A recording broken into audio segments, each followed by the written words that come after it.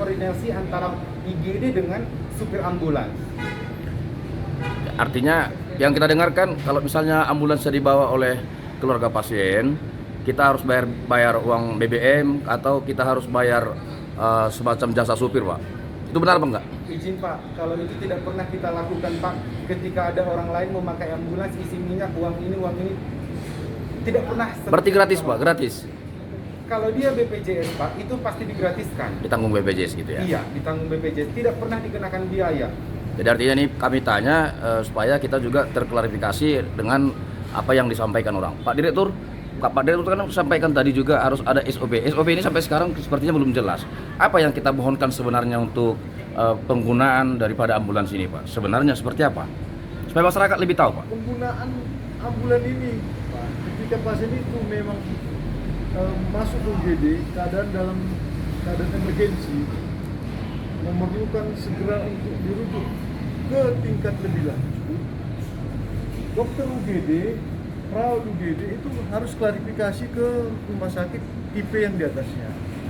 Setelah ACC dari mereka, maka dokter ataupun perawat di UGD memerintahkan, tim UGD memerintahkan kepada driver ambulans mempersiapkan oksigen, dipersiapkan perawat yang untuk diberangkatkan dipersiapkan, infus dipersiapkan, cairan kalau misalnya kurang di tengah jalan juga harus dipersiapkan, alat-alat yang lain untuk memerlukan bantuan pernapasan jika terjadi suatu hal yang membuat pasien tersebut gagal napas, gagal jantung, itu sudah harus dipersiapkan oleh Pak Direktur, itu teknis ya.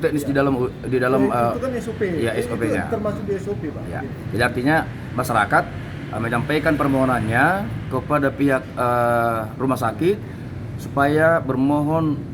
Ada surat yang enggak untuk mengisi formulir untuk permohonan? Bermohon, Pak. Bukan masyarakatnya, tapi keluarga pasiennya. Dokter yang melihat, yang menangani daripada pasien tersebut menilai kalau memang pasien ini harus segera ya Pak.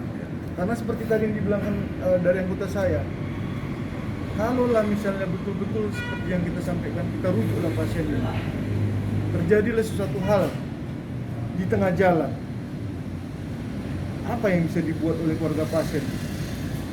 Apa bisa dia mengambu? Artinya kita juga tidak setuju bahwa keluarga pasien yang bawa ambulans harus pihak rumah sakit. Itu Pak ya? Betul. Oke. Perbandingan tenaga honorer dengan PNS kita yang langsung bersentuhan dengan pasien berapa persen, Pak?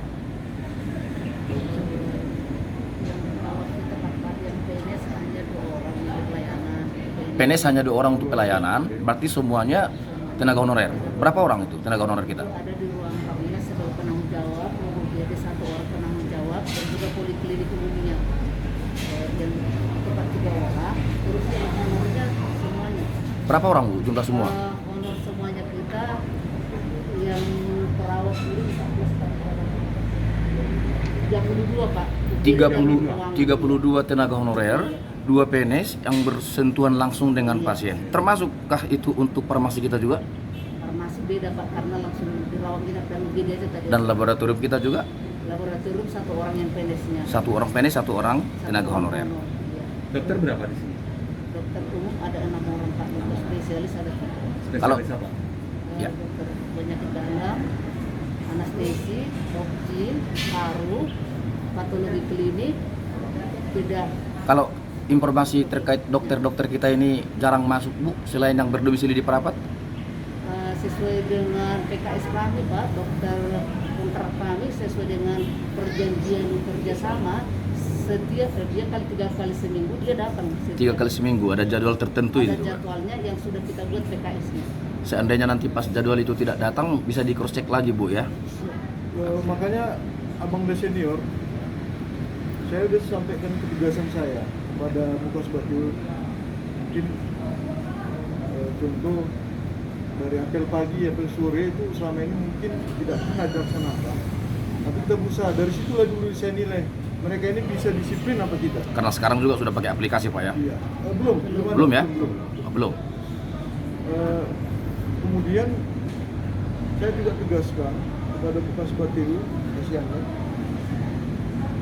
untuk segera membuat SP1, tembuskan inspektorat tembuskan dinas kesehatan kalau dokter spesialis itu Melanggar disiplin. tidak hadir. Baik. Karena Ya, kalau dokternya tidak hadir sudah diberi peringatan Sudah SP 1 SP 2. dan langsung kita resign. Salah satunya siapa? Salah satunya dokter Hotlan Pak. Hotlan apa itu? Sombing. Bombing. Pada saat itu PKS-nya 3 kali seminggu, dia ternyata datang hanya sekali pasukan Keluarkan. keluar. Kalau dokter-dokter yang sekarang masih sesuai standar dan harapan kita? Masih sesuai dengan PKS-nya, kecuali ada izin yang mendadak ya Pak, kita bisa juga adakan urusan keluarga.